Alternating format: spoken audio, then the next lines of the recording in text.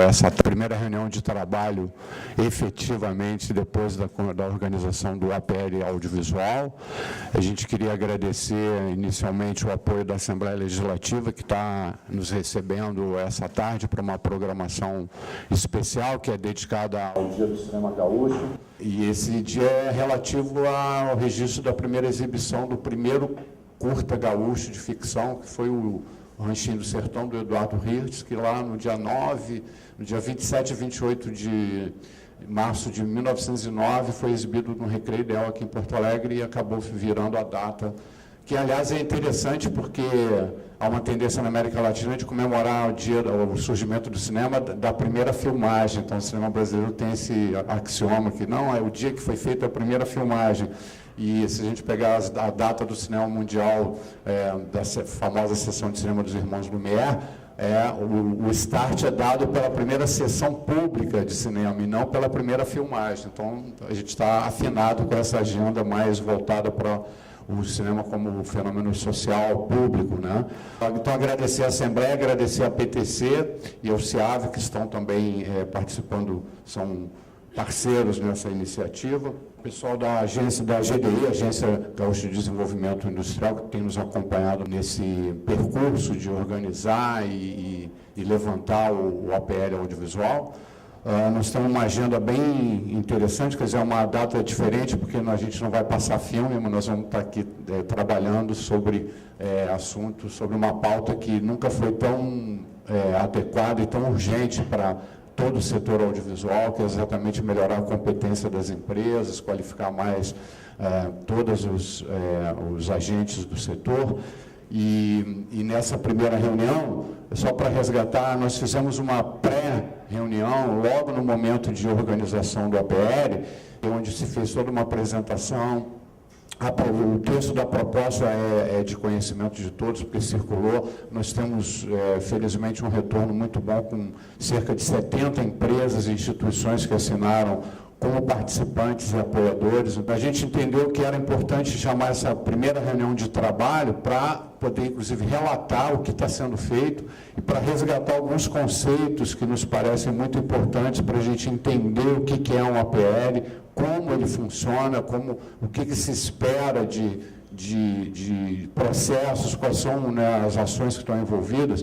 E por isso nós convidamos o Sérgio Capron, que é o diretor da área de políticas públicas da GDI, né, que tem, inclusive, trabalhado diretamente com esse programa de fortalecimento das cadeias e arranjos produtivos locais, para nos fazer também um certo flashback, uma vez que certos conceitos já são conhecidos, mas a gente achou que seria adequado a gente começar, né, revendo essa parte de o que são os APLs, como que eles funcionam, para que depois a gente entre com a parte de, vamos dizer, relato mesmo das ações e do que está acontecendo no APL do audiovisual. Então, de imediato, eu passo a palavra ao Sérgio Capron para que ele faça a sua apresentação. Obrigado. Boa tarde a cada um e a cada uma de vocês, e cumprimentando aqui o Baroni, cumprimento toda a equipe aí da Fundacine, da organização do APL, organização do evento, e todos os demais que participam desse processo aí de mobilização do agora chamado arranjo produtivo local, né? Mas que já vem de longa data, longa tradição, né, no setor audiovisual, no setor de cinema gaúcho. Eu, uma noite dessas, cheguei em casa, naquelas, dar uma zapeada na TV, e peguei o final de uma entrevista com um cineasta brasileiro, e eu vi que a última frase que ele falou, eu guardei no memória, disse, olha, o cinema é coletivo.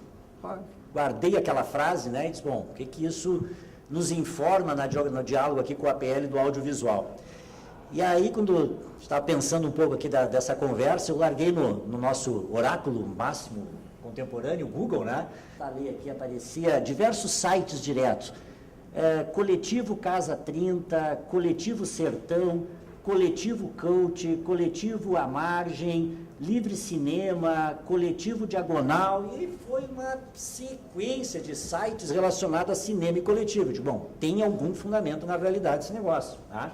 O que a gente vê, assim, um pouco, primeira questão, pelo menos para mim, que aparecia audiovisual, né, cinema como um todo, é uma ideia de algo com a cultura, né, de expressão cultural, de de produção, de construção de identidade, de construção de símbolos e que mexe com o imaginário, com a cultura, né? Constrói cultura, inclusive, né? Com a população em geral. Mas também tem um outro aspecto, que é isso que eu quero aproximar um pouco mais dessa reflexão aqui para introduzir o tema do APL, que diz respeito diretamente à rendimento que as pessoas ganham, que as empresas oferem como lucro, que as pessoas têm como salários ou como participações. É um espaço de trabalho das pessoas para obter essa renda, para construir algo de útil para a sociedade.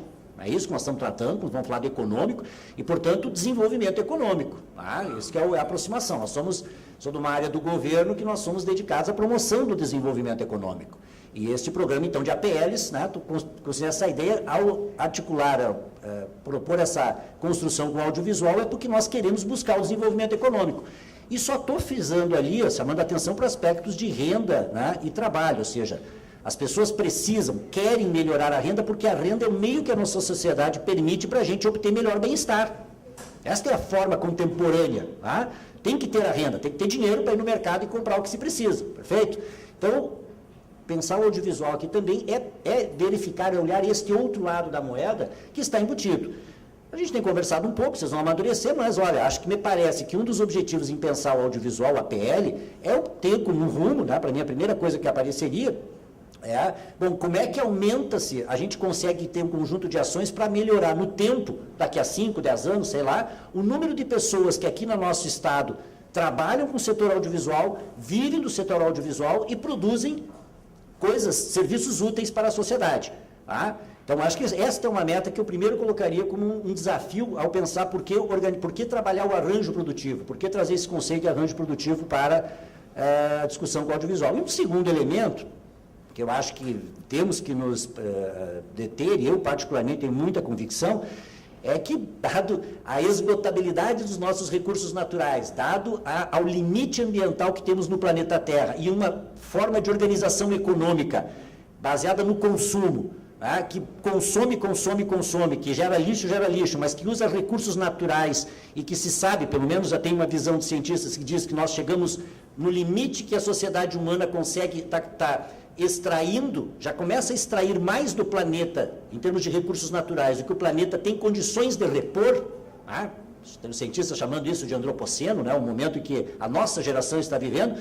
Então, isso me remete também que nós precisamos criar espaços para gerar renda, gerar trabalho, gerar coisas úteis que não consumam os recursos do planeta. Então, eu botaria um pontinho a mais aqui, um sublinhado a mais da importância de setores como a indústria criativa, como o setor audiovisual e nesta contribuição para a vida em sociedade que nós temos. Agora, talvez algumas provocações aqui, me parece que vou ficar aqui produzir um filme, né? Eu procurei uma analogia aqui, né? Peguei uma figura para eu tentar pensar em cima disso e dialogar.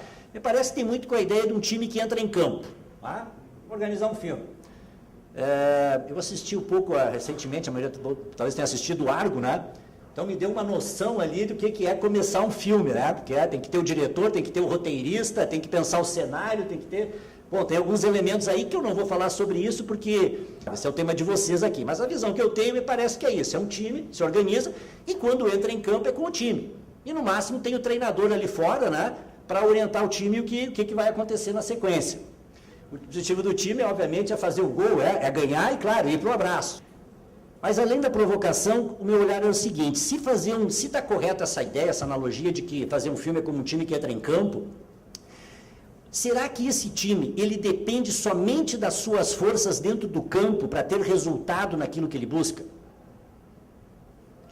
Ou, outra hipótese que eu vou levantar, será que o que está em torno do campo, sejam as pessoas que estão trabalhando para preparar o jogo, o estádio que foi construído, os vestiários, salas, vamos tratar de um time que tenha a capacidade de dar preparo físico, alimentação, concentração, a preparação da equipe que vai fazer a cobertura do jogo, porque eu pressuponho que esse jogo não seja somente para os atletas que estão em campo, mas tem que receber uma torcida, que quer ser transmitido, porque, enfim, a mídia ou as pessoas se interessam por isso que é transmitido.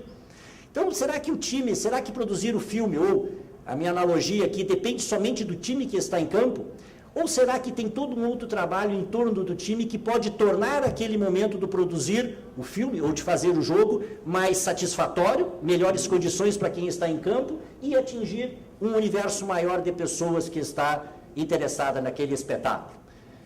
E faço essa analogia, então, pensando aqui, para aproximar essa ideia de como é que eu estou enxergando o cinema audiovisual aproximado com o arranjo produtivo local.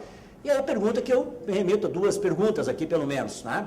Quais são os fatores externos a um filme relevantes para o seu êxito? O que depende, além do time que entra em campo, ou para que o time consiga entrar em campo? E depois que ele entrou em campo, para que toda a consequência daquele jogo tenha o melhor resultado social e cultural para as pessoas do entorno? Quais são esses fatores? Será que dá para imaginar que fatores são esses? Para um time de futebol, me parece, né? Eu já citei, tem que ter os atletas têm que vir com preparo físico, tem que ter tido um preparador físico, tem que ter tido um bom ambiente, né, de alimentação, tem que montar um estádio, tem que ter segurança no estádio, tem que ter bilheteria, a bilheteria tem que funcionar, né, tem que poder vender os ingressos, não dá para deixar o torcedor do lado de fora, o jogo rodando e os torcedores do lado de fora sem poder comprar ingresso e sobrando lugar dentro do estádio. Tem fatores externos, é isso que eu quero, essa reflexão. Quais, vocês, nas mentes de vocês, eu imagino que vão aparecer exemplos muito mais concretos no cinema do filme, do que eu poderia aqui estar levando. Então, eu vou mais provocar do que tentar dizer quais são. E se busca este êxito para os jogadores, para quem está fazendo o filme, ou para quem vai receber isto, quais são os indicadores de que esse êxito de fato aconteceu? De que foi um bom filme, que foi um bom jogo, de que muitas pessoas assistiram e que gostaram disto?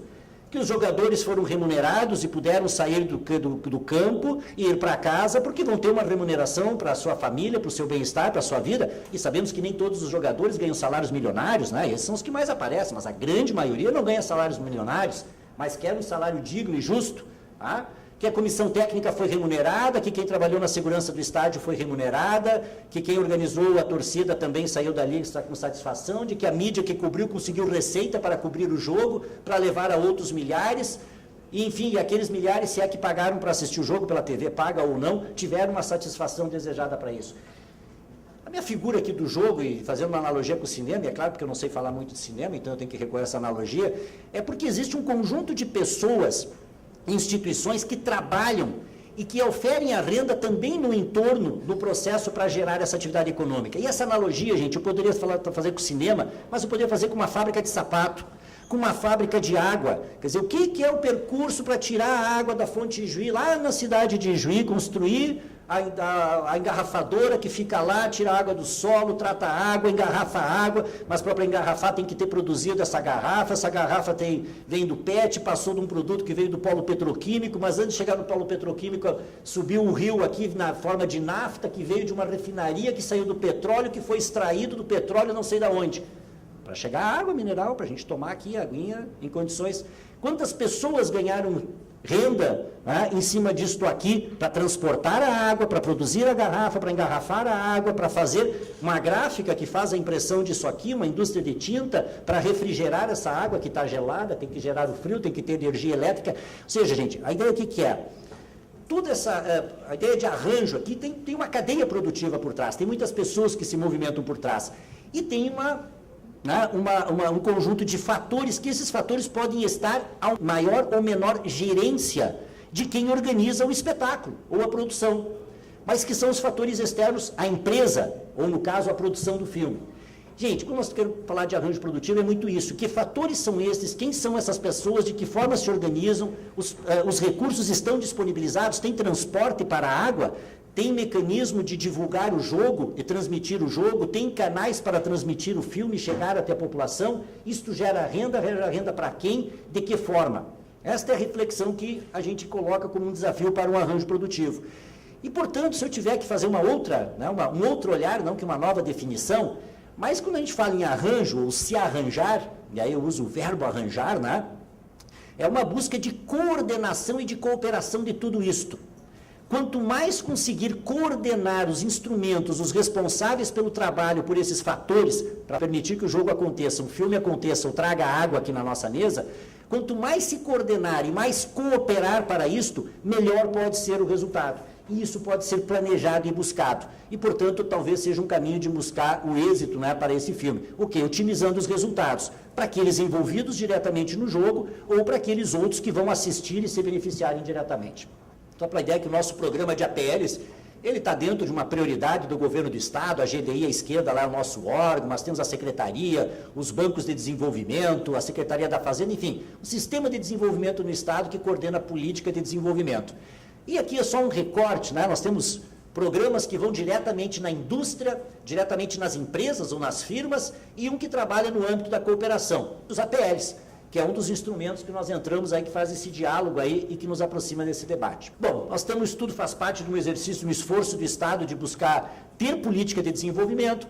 Nós acreditamos que o desenvolvimento, a melhor renda, a melhoria de vida, ele não vem do acaso, ele tem que ser buscado, e aí o elemento, não cabe só o poder público, tem a tarefa que é das empresas, do empresário, dos trabalhadores, tem a tarefa que é do poder público, tem a tarefa que é das entidades, tem a tarefa que é de um conjunto de definir um rumo e buscar e construir. Portanto, protagonismo local, nós vamos falar em território, o APL tem uma abrangência territorial, tem os elementos de participação, enfim, de articulação de fóruns. Esse aqui é um fórum que reúne entidades e pessoas do APL. E nós buscamos esse conceito porque, bom, o APL para nós, então, é um segmento econômico territorial, é o setor, todos envolvidos do audiovisual aqui da região metropolitana, que pressupõe formas de auto-organização, cooperação, processo sistêmico, numa cooperação entre o público e o privado, que tem a coordenação, tem a gestão, mas que busque ganhos econômicos.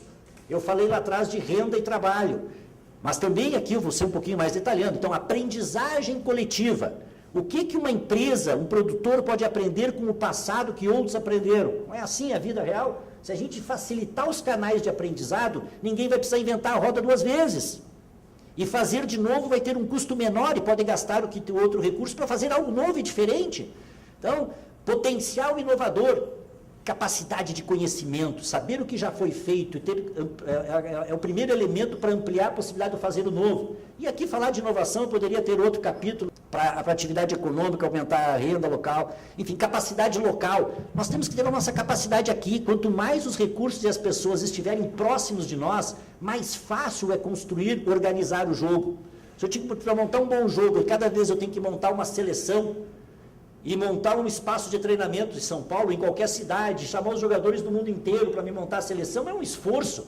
Mas se eu tiver um bom time local que a gente mobiliza com a infraestrutura, capacidade de filmagem, um bom estádio, com um bom gramado, facilita muito fazer um bom espetáculo aqui. Então, o local, a importância da proximidade, do se conhecer, do reunir os fatores.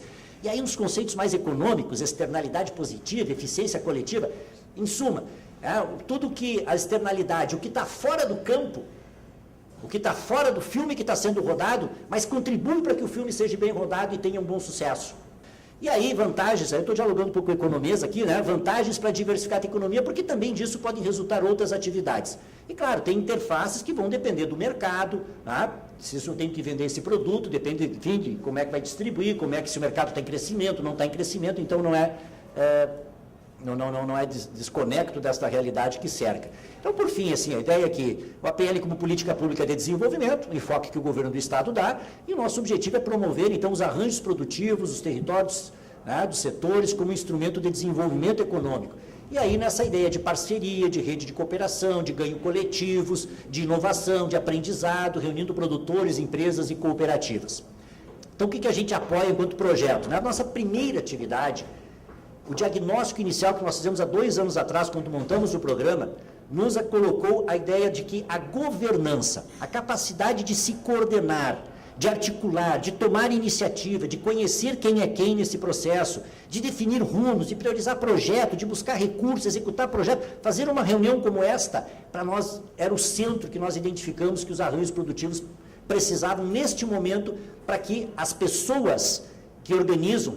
Eu estou falando aqui do audiovisual, nós temos um arranjo produtivo do calçado, na região de Bento, polo de moda em Caxias, de agroindústrias familiares lá na região noroeste. Então, para cada um desses sujeitos terem o seu projeto, a sua estrutura e tomar rédeas, tomar capacidade de definir ações conjuntas. Então, a máxima para nós é o seguinte, gente, governo não faz arranjo.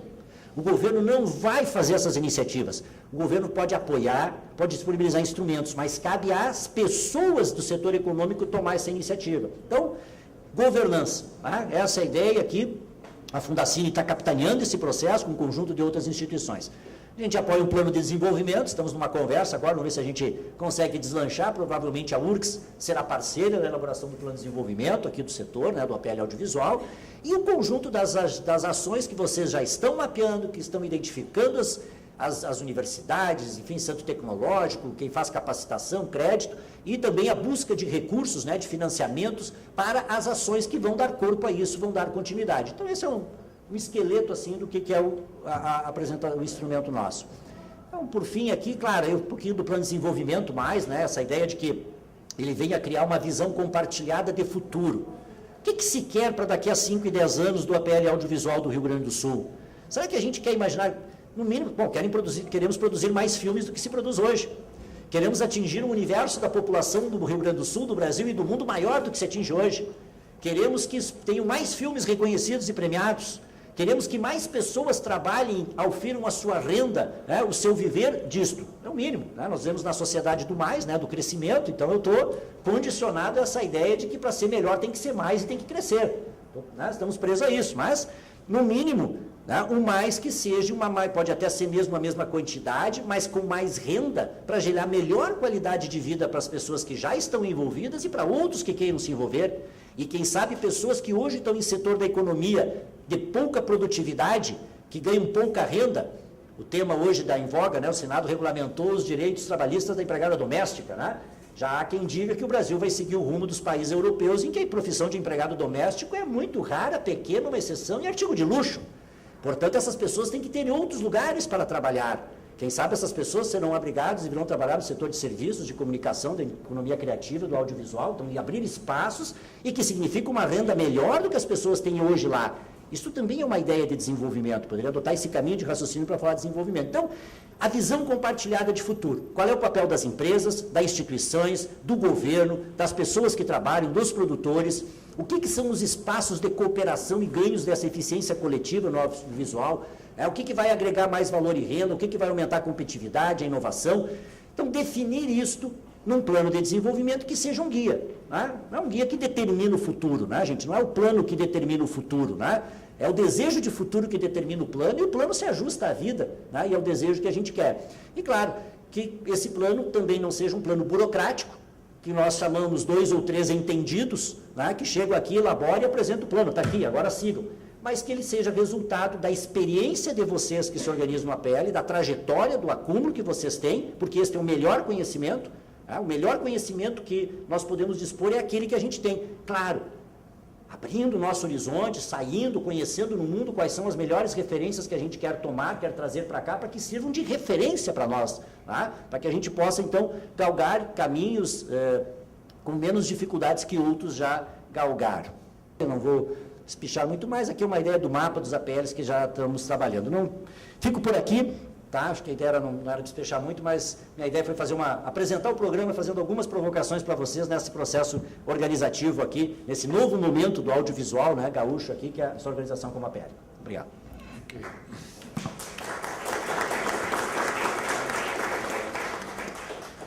Então, a gente agradece o Capron essa apresentação assim, conceitual, que acho que ajuda bastante a gente enxergar, vamos dizer, onde que a gente está adentrando em termos do tipo de ação que o APL do audiovisual deve perseguir, ou seja, a gente não está inventando nada de novo, a gente está fazendo um tipo de ação que, inclusive, em outros países vem sendo realizada, né, inclusive no setor audiovisual. A gente teve algumas experiências assim, bem interessantes que a gente pôde visitar, inclusive. Eu tenho falado nas reuniões de governança da experiência que a gente conheceu no País Basco, né, que criou um APL, também um cluster audiovisual, dentro de uma política também pública de desenvolvimento da economia. Houve um estudo para levantar quais os setores potencialmente fortes para fazer essa alavancagem do desenvolvimento naquela região, e o audiovisual foi um dos setores contemplados. Então, quer dizer, a gente está, diria que, dando um salto também qualitativo na organização do setor, que vinha trabalhando de uma forma bastante eficiente, porém, vem de uma área que as iniciativas são todas individuais, são iniciativas assim, de um esforço, nascem de um esforço de alguns coletivos, né? Na medida que você tem uma localização territorial fora dos grandes centros de produção, onde as externalidades para, se a gente tomar como exemplo o modelo clássico de produção de cinema, então, assim, aqui não tinha laboratório, não tinha uma série de coisas que você tinha que trazer ou levar, enfim. Mas que nos anos 80, principalmente a partir da criação da PTC, houve uma organização setorial, que foi uma organização, inclusive, das demandas políticas do setor, depois com a criação do Sindicato da Indústria Audiovisual também. Então, houve um avanço, né, nessa organização, porém, no lado econômico, nessa inserção da produção audiovisual do Rio Grande do Sul como algo relevante do ponto de vista econômico, com seu potencial de desenvolvimento, nunca havia sido feito uma iniciativa que resultasse em algo como isso.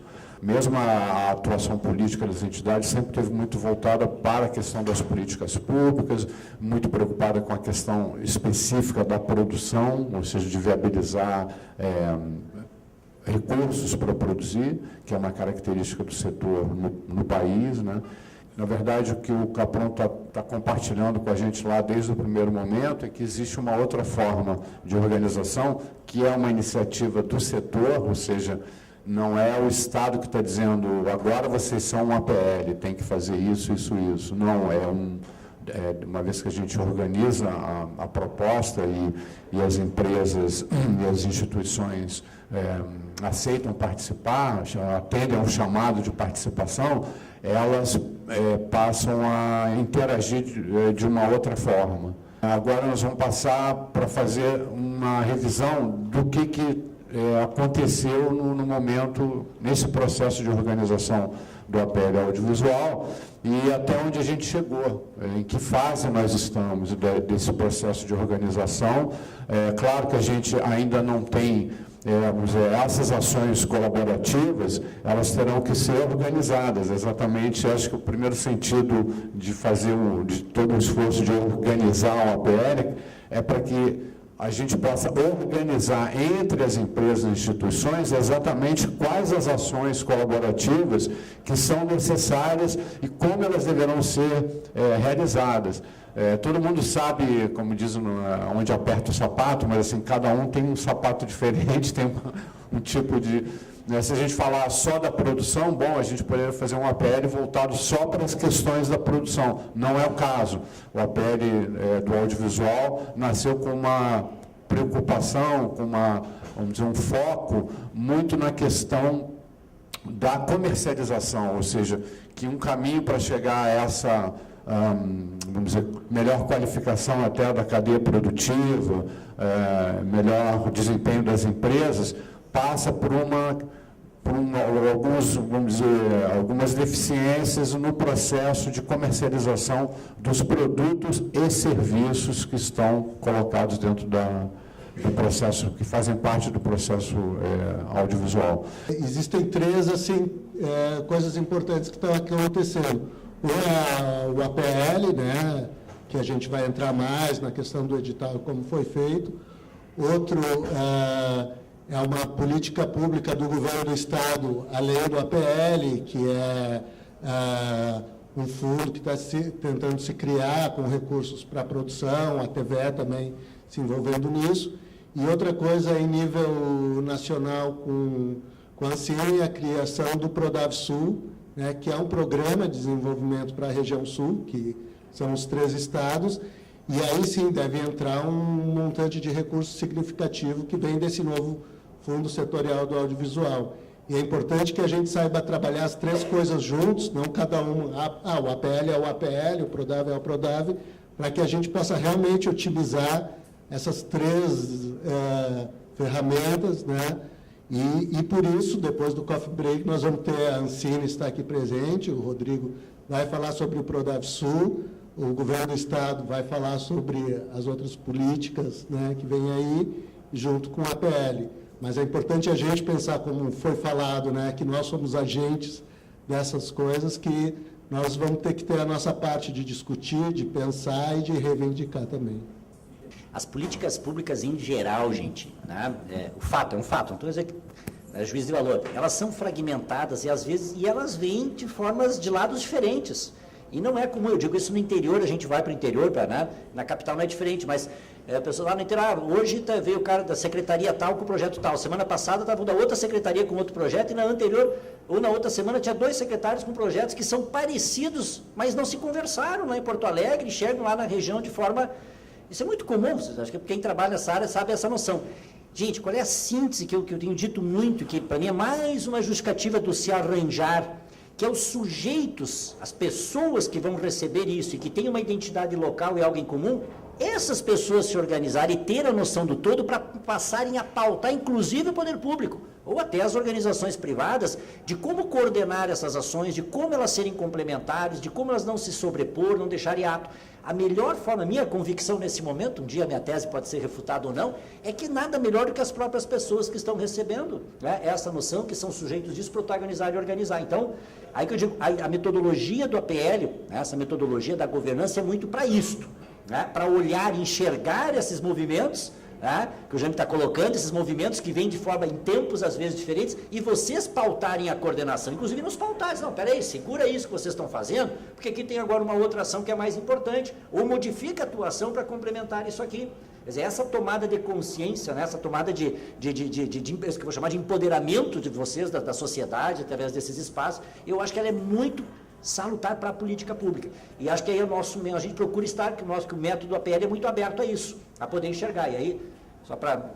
me encerro aqui, já peço desculpas por ter que sair mais uma vez e me despeço, né? Mas o exercício da agenda de ações que vocês fizeram, que a equipe fez, acho que de uma forma brilhante ali, ele acho que é um instrumento que ele vai ter que ser compartilhado, imagino que vocês vão entrar agora, porque, bom, ali tem uma visão geral. E agora, o que se faz com tudo isso que a agenda de ações vai permitir enxergar, que é um passo que a governança está fazendo? Fazer aqui uma espécie de flashback de como, do que aconteceu nesse período entre o momento que, lá em maio do ano passado, quando a Fundacine se mobilizou para fazer uma proposta de organização do APL e o que aconteceu de lá para cá, né, havia essa ideia de acordo com o que são os APLs, então fazer a primeira constatação quando a gente tinha que fazer a proposta é que assim, a gente não tem um diagnóstico do setor, todo mundo sabe aqui e ali quais são as demandas, mas a gente precisa ter de forma organizada um diagnóstico, né, da cadeia produtiva do setor audiovisual no Rio Grande do Sul, para que a gente possa propor então quais são as ações colaborativas integradas que vão fazer parte dessa mobilização para que haja uma melhoria de desempenho das empresas, né? Então, isso foi ali um momento de... Também, como constou no documento, né, havia toda essa preocupação de que era preciso pensar, ainda que se queira priorizar ações que sejam voltadas para a comercialização, que a gente não pode pensar só na comercialização, assim como a gente não pode pensar só na produção, ou só na exibição ou circulação dos produtos. Quer dizer, era preciso se debruçar sobre a cadeia produtiva na sua, que eu chamo do seu núcleo duro, que é exatamente as atividades de produção, distribuição e exibição, que pressupõem processos comerciais também, atividades comerciais que existem lá desde o início.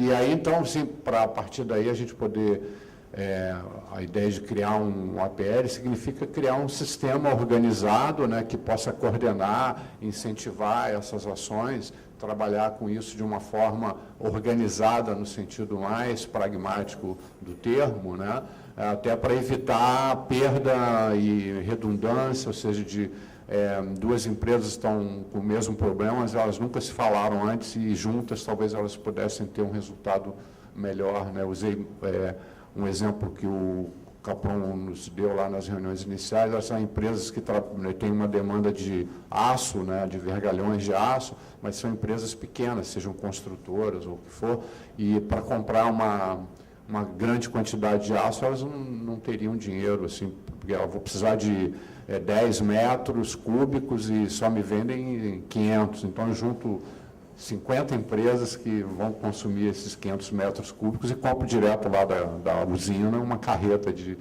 aço com um custo muito melhor e distribui esse aço entre, né, as demandas de cada empresa. Usei o exemplo, uma câmera super, não sei o que só tem vindo de São Paulo, vai vir para um filme, se a gente tiver uma ação organizada, tem mais 3 filmes para fazer aqui com essa câmera, a gente poderia negociar esse custo em condições muito melhores do que, daqui a um mês alguém vai alugar de novo aquela mesma câmera, e logo a gente começou a enxergar uma demanda da comercialização, que assim, das empresas que são produtoras no Rio Grande do Sul, quais as empresas que realmente se capitalizaram com o seu patrimônio. E o patrimônio das empresas produtoras é o seu catálogo de títulos, né? Seja de curta, de média, de longa, de produto para televisão. Quais as empresas que realmente se capitalizaram porque conseguiram gerir comercialmente, desfrutar das operações comerciais que um catálogo de títulos pode dar. Não sabemos, mas a gente não tem nenhuma informação que existe um patrimônio, né, que além de cultural é também comercial, que é constituído pelos conteúdos que as empresas produtoras produzem. Nas empresas que são fornecedoras de serviços, aí fazendo a ligação com as externalidades que o Capão se referiu, é diferente. Uma empresa que fornece equipamentos, serviços, ela não se beneficia diretamente desse catálogo, mas ela é, vamos dizer, participante da confecção desse produto dentro da cadeia produtiva. Então, quanto mais as empresas que produzem conteúdo estiverem capitalizadas, isso pode repercutir positivamente também para todo o resto da cadeia produtiva. E aí, curiosamente, no nosso APL, apareceram empresas de vários setores. Foram as vantagens que se identificaram, né, que o Capão já mencionou aqui, que são várias, né, entre elas essa de poder ter um aprendizado coletivo, ou seja, compartilhar as experiências, né, inclusive os problemas a serem resolvidos, buscar juntos soluções para determinados problemas pontuais e assim, falar de eficiência coletiva, né, que pressupõe também um nível de organização e um tipo de ação cooperativada, no sentido assim, da colaboração entre os agentes, que resulta em melhor eficiência para as empresas. Assim. E toda essa questão, por exemplo, um arranjo produtivo local pressupõe o território, o chamado cluster, né? Mas a gente sabe que uma das características do audiovisual, inclusive como economia, é que os produtos audiovisuais não ficam no seu próprio território de origem. A característica dele é exatamente que esses produtos possam circular muito longe, e quanto mais longe eles forem do seu território de origem, melhor, inclusive para a economia do setor.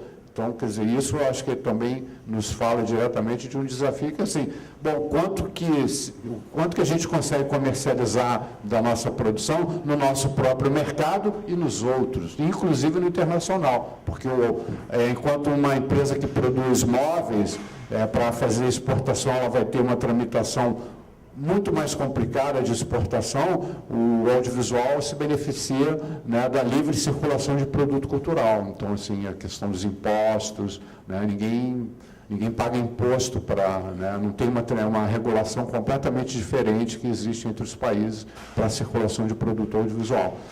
Onde vão nossos filmes? Até onde eles conseguem chegar? E aí, assim, as metas também surgiram nesse primeiro documento, que é essa questão de estimular o empreendedorismo, né, inovação e pesquisa. Ou seja, a gente não está falando só de uma questão muito voltada para o nosso próprio umbigo. Não, me interessa a produção, eu sou produtor, só quero falar de produção. Não, mas assim, de repente você tem processos de produção que hoje estão sendo revistos e ampliados e melhorados na sua performance, a questão de inovação mesmo, a gente sabe quanto custa refazer alguma coisa na nossa área, custa muito caro. E a gente sabe também que tem uma tradição de desperdício, de pouco aproveitamento, né, do material, inclusive do material humano, digamos, né? A gente sabe que o setor audiovisual trabalha eventualmente com tecnologia de ponta, pode ter acesso a uma câmera de última geração, mas lá, assim, na gestão dos projetos de produção, mesmo na comercialização, muitas vezes a gente está, assim, muitos anos atrasado, porque a gente não teve acesso. Por isso que eu digo que é uma atividade que nasceu de uma forma muito empírica, muito intuitiva, né, e que, vamos dizer, não foi acompanhada como outros setores da economia, mesmo da economia criativa, que tiveram uma atenção maior das políticas públicas. Se você é uma siderúrgica, né, se você é uma empresa de transporte, se você é fabricante de automóveis, enfim, você dispõe de uma atenção, né, de um suporte do poder público de um modo geral, muito mais abrangente e alavancador do que tem sido, né, para o audiovisual. Então, também apareceu claramente essa questão de ampliar o fomento à atividade, mas visando aumentar a sustentabilidade e também procurando olhar lá na frente, assim, algo que seja capaz de melhorar a circulação dos nossos produtos, os produtos que são produzidos nessa região, nessa territorialidade, mas que o que mais a gente quer é que esses produtos não fiquem por aqui. Por outro lado, numa dimensão cultural, claro que é bom que esses produtos sejam muito consumidos aqui. A gente pensa que tudo que é produzido no audiovisual gaúcho, a rigor, deveria ser muito bem consumido aqui. E a gente sabe que isso é outro axioma, não é. Se a gente pegar só o cinema, né, o cinema feito no Rio Grande do Sul é muito pouco visto e apreciado no próprio Rio Grande do Sul, né? E quando vai para outros mercados até nos surpreende, mas assim, qual é a relação dessa produção gaúcha, que tem todo, inclusive, essa, digamos, até uma certa proteção como setor cultural, mas assim, o quanto esses produtos conseguem circular de várias maneiras, não só da maneira comercial, com venda de ingresso e tal, mas o quanto eles conseguem realmente chegar ao público desse território onde ele é produzido. Então, na verdade, é um desafio bastante estimulante, eu diria, né? Dentro desse processo, a Fundacine foi a instituição que tinha condições de ser a entidade gestora do APL. A Fundacine tem um histórico, está completando esse ano 15 anos, né, de projetos e ações que tem como meta, inclusive como objetivo estatutário, buscar algum fortalecimento, né, do audiovisual no Rio Grande do Sul. E ela tem essa possibilidade também de uma certa mobilização dos setores. Outro dia, na reunião de governança, a gente estava comentando que há 15 anos atrás, a iniciativa de APTC e de SEAV de criar uma fundação voltada, né, para essa missão de desenvolver o cinema e o audiovisual no Rio Grande do Sul, tem muita coisa a ver com o que é criar um arranjo produtivo local. Inclusive porque, vamos dizer, no DNA da Fundacine, que é o seu conselho curador, estão empresas e instituições que não são necessariamente do audiovisual, né? Então, foi uma iniciativa única, inclusive, meio assim, em termos de Brasil, de você ter um conselho curador onde está a RBS TV, a TVE, a PTC e o Sindicato da Indústria, o Sindicato dos Exibidores, mas também está o BRDE, está a Prefeitura, está o Governo do Estado através do IECine, está o Ministério da Cultura, ou seja, está as duas universidades, ou seja, é um conselho assim que tem uma dimensão que, assim, de pensar grande, além das limitações do nosso próprio negócio. E uma coisa que é muito bonita, que eu sempre lembro, às vezes algumas pessoas não entendem, e que as empresas e instituições que estão no conselho da Fundacine, elas estão lá pelo que elas podem dar, o que elas podem doar no melhor sentido da palavra, e não para obter vantagens.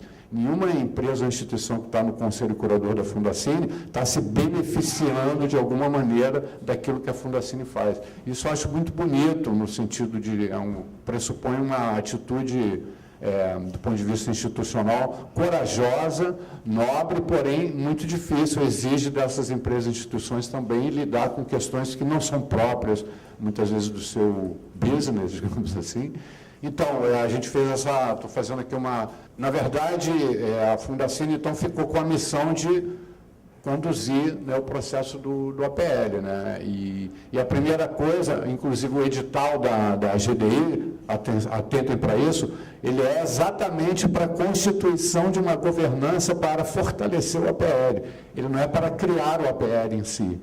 Por isso que o nosso APL foi criado lá em maio, quando todo mundo assinou e resolveu participar e apoiar do que seria esse arranjo. E o edital para o fortalecimento do APL, que tem um aporte de recursos exatamente para isso, aconteceu só lá em outubro, novembro. Então, quer dizer, é importante que a gente tenha em mente que a primeira tarefa, e está sendo essa, é estabelecer essa governança dentro da Fundacine, né? Então, a gente adotou, inclusive, uma agenda de reuniões mensais da governança. Essa governança se estabeleceu a partir da diretoria e do conselho curador e da equipe que trabalha diretamente no APL.